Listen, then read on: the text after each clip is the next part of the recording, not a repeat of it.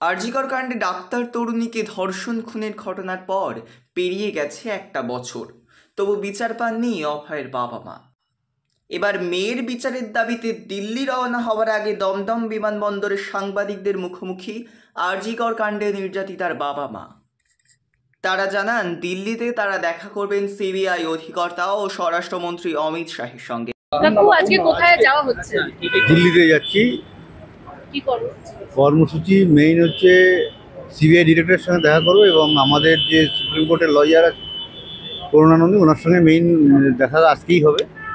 তো আগামীকাল অনেকগুলো কর্মসূচি আছে, তার মধ্যে একটা অমিত শাহর সঙ্গে সম্ভবত 90% শিওর যে আমরা ওনার সঙ্গে কালকে আগামীকাল দেখা হবে।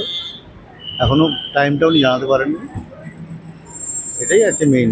আরও অনেক প্রোগ্রাম আছে, সেগুলো আস্তে আস্তে সবাই জানতে পারবে। আপনারা তো নবান্ন অভিযানে ডাক দিয়েছিলেন, সেই নবান্ন অভিযানে কি আপনারা থাকছেন? হ্যাঁ, অবশ্যই থাকছি। এবং নবান্ন অভিযানে আমাদের যে মেইন দাবিটা থাকছে সেটা আমরা লিফলেট আকারে সংবাদ মাধ্যমে দিয়ে দেবো। মুখ্যমন্ত্রী যে অন্যায়গুলো করেছেন প্রথম দিন থেকে, সেই অন্যায়গুলোর প্রতিবাদ করার জন্যই আমরা নবান্ন অভিযানে মেইনলি যাই। সবাইকে আমন্ত্রণ জানিয়েছি আমরা। আমাদের জানা যতগুলো সংগঠন আছে, রাজনৈতিক দল আছে, সবাইকে আমন্ত্রণ জানিয়েছি।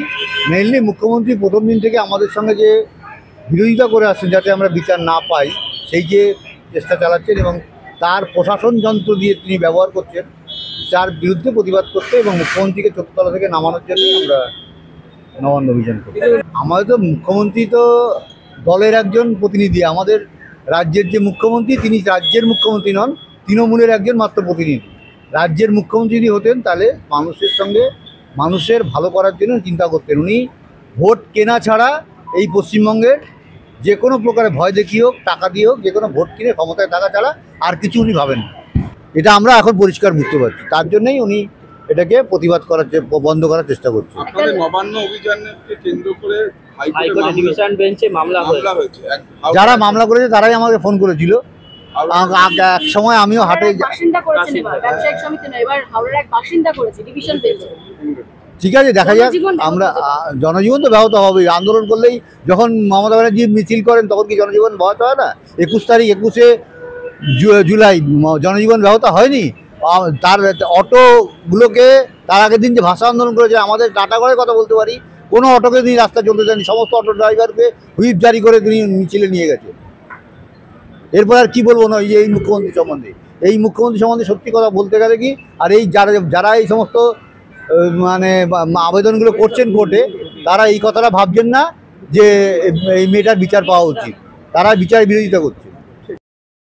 পাশাপাশি 9ই আগস্ট নবান্ন অভিযান নিয়ে মুখ্যমন্ত্রী তথা স্বাস্থ্যমন্ত্রীর বিরুদ্ধে তীব্র ক্ষোভ প্রকাশ করলেন অভয়ের বাবা মা।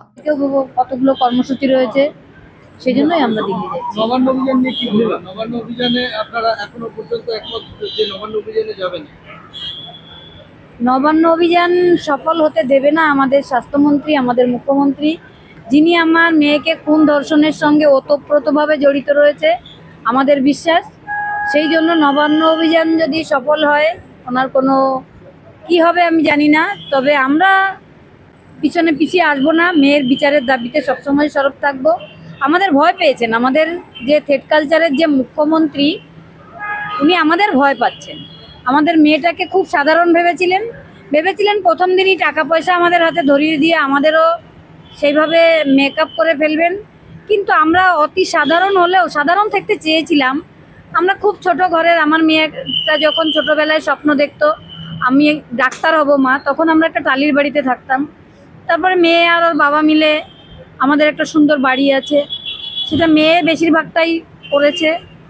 তারপরে মেয়ের মৃত্যুর 4 মাস আগে সে গাড়িটাও কিনেছিল। এখন তার এমডিতে গোল্ড মেডেল, সেই স্বপ্নটাও পূরণ হয়ে যেত। সেটা যারা হতে দেয়নি তাদের আমরা শান্তিতে থাকতে দেব না। হাইকোর্টে মামলা হয়েছে নবান্ন কাল শুনানি হোক।